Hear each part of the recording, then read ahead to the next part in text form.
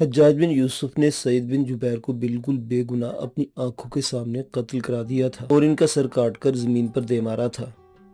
کہتے ہیں جب سعید بن جبیر کا سر زمین پر گرا تو حجاج پر ایسی وحشت طاری ہوئی کہ اس کے حواس مختل ہو گئے۔ وہ سلطنت کے امور انجام دیتا رہا لیکن ہر دم دہشت زدہ رہنے لگا۔ اسے معمولی چیزوں سے بھی خوف آنے لگا تھا۔ کبھی کبھی وہ چلانے لگتا تھا، مجھے سعید بن جبیر سے کیا لینا تھا؟ سعید بن جبیر نے میرا کیا بگاڑا تھا؟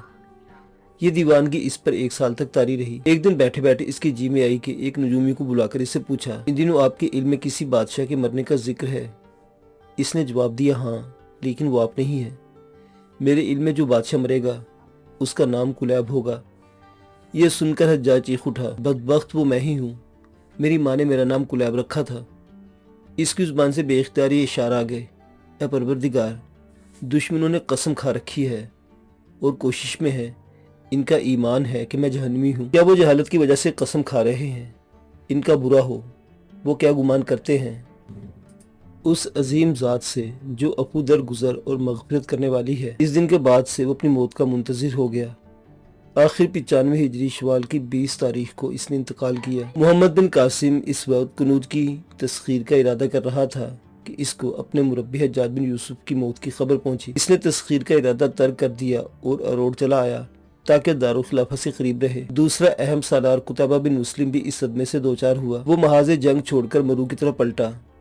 واپسی میں تمام فوجوں کو منتشر کرتا آیا، کچھ فوج بکارا میں چھوڑی، کچھ فوج کو کہیں اور خود مرو چلا آیا۔ حجاج کی تدفین اس کے بسائے ہوئے شہر واسط میں ہوئی، لیکن اس کی قبر کا نشان مٹا کر پانی بہا دیا گیا۔ مورخ لکھتے ہیں کہ جنگ کے علاوہ حجاج نے 1,20,000 افراد کو قتل کیا۔ حجاج کے انتقال کے بعد قید خانے کا جائزہ لیا گیا تو 33,000 افراد بے گناہ قید تھے۔ حجاج کا قید خانہ بلا چھت کے تھا۔ گرمیوں میں سورج کی تپش سے بچنے اور سردیوں میں بارش سے حفاظت کا کوئی بندوبست نہیں تھا۔ اس کی صفا کی اپنی جگہ، لیکن یہ بھی حقیقت ہے کہ اس کی وجہ سے بنو امیہ کی سلطنت کو عروج ملا۔ اس کے بعض کارنامے تو ایسے ہیں جسے تاریخ اسلام ہمیشہ یاد رکھے گی۔ اسی کی کوششوں سے قرآن مجید علیحدہ اجزاء پاروں میں تقسیم کیا گیا، ان پر آراب لگوائے تاکہ قرات میں آسانی ہو۔ اسی کے مشورے پر خلیفہ عبد الملک نے پہلی مرتبہ اسلامی سکہ مضروب کرایا اور رومن سکوں کو اپنے ملک سے ختم کیا۔ زراعت و تجارت کے فروغ میں بھی اس کا حصہ بے مثال تھا۔ اسی سال ولید بن عبد الملک کا بھی انتقال ہو گیا۔ ولید کے مرنے کے بعد سلیمان عبد الملک وارث تخت ہوا۔ اس کے نزدیک حجاج سے زیادہ کوئی شخص اس کا دشمن نہیں تھا۔ اسے صدمہ تو تھا یہ کہ اب حجاج ایسی جگہ پہنچ گیا تھا جہاں تک اس کے دست ستم کی کسی طرح رسائی نہیں ہو سکتی تھی۔ حجاج کا انتقام اس نے حجاج کی عزیز و اقارب اور اس کے متعین کردہ افسروں سے لیا۔ ان مقاصد کو پورا کرنے کے لیے اس نے تخت پر بیٹھتے ہی یزید بن محلب کو والی عراق مقرر کیا، جو ظاہر ہے حجاج کا دشمن تھا۔ حجاج نے اسے گورنری سے معزول کیا تھا، قید رکھا تھا۔ اس کی قسمت تھی کہ بچ نکلا تھا۔ ایک خارجی صالح بن عبد الرحمن کے ہاتھ میں خراج وصول کرنے کی خدمت دی۔ اس سے زیادہ سخت انتقام لینے والا خاندان حجاج میں کوئی نہ ہو سکتا تھا۔ ان دونوں کو متعین کرنے کے بعد سلیمان نے حکم دیا کہ خاندان حجاج کے لوگ برابر ماخوذ کر کے قتل کیے جائیں۔ اس خوریزی کا حکم دیتے ہی محمد بن قاسم کو ولایت سندھ سے معزول کر دیا جائے اور اس کی جگہ یزید بن ابی قیسہ کو مقرر کر کے روانہ کیا۔ یزید بن ابی قیسہ نے سندھ پہنچتے محمد بن قاسم کو گرفتار کر لیا، مجرموں کی طرح ٹاٹ کے کپڑے پہنائے، ہاتھ پاؤں میں زنجیریں ڈالی اور عراق کی طرف روانہ کر دیا۔ اس کے عراق پہنچنے پر صالح بن عبد الرحمن نے اسے شہر واسط کے جیل خانے بھجوا دیا جہاں حجاج بن یوسف کے سب لوگ قید تھے۔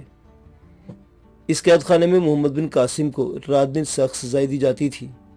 وہ ان سزاؤں کو صبر و شکر سے برداشت کرتا رہا اور بالآخر ان اذیتوں سے تنگ آ کر اسی قید خانے میں 22 سال کی عمر میں انتقال کر گیا۔ عہد حجاج کے ایک اور نامور مجاہد قتیبہ بن مسلم کا حال بھی محمد بن قاسم سے مختلف نہ ہوا۔ اس نے سلیمان کی تخت نشینی کی خبر سنتے ہی دربار خلافت کو لکھا، اگر میں اپنے عہدے سے ہٹایا گیا تو بغاوت اختیار کر لوں گا۔ سلیمان خاموش رہنے پر تیار تھا، لیکن لوگوں نے ایسے فساد ڈالے کہ وہ قتیبہ کی مخالفت پر آمادہ ہو گیا۔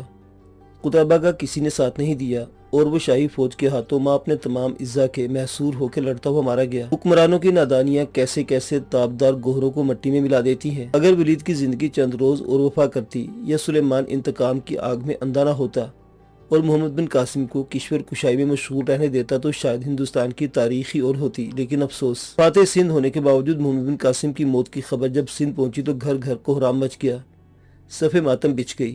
سندھیوں نے اس کا مجسمہ بنوا کر نصب کروایا محمد بن قاسم نے اپنی قید کے دوران چند اشعار کہے تھے جو تمام دنیا میں مشہور ہو گئے۔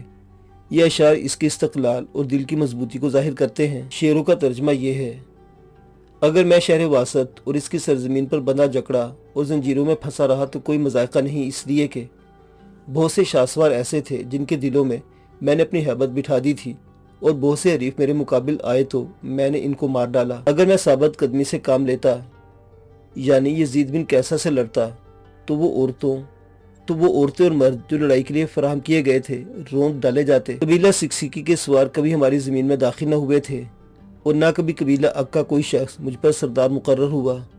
افسوس اے زمانے جو شرفا پر سخت ہے۔ معزز سامعین و ناظرین، اس داستان کی تیاری میں ان کتب سے مدد لی گئی: حجاج بن یوسف تاریخ کے آئینے میں، ابو محمد مخدوم زادہ، تاریخ اسلام معین الدین ندوی، تاریخ سندھ اعجاز الحق قدوسی، تاریخ سندھ عبد الحلیم شرر، تاریخ تبری ابن جریر تبری۔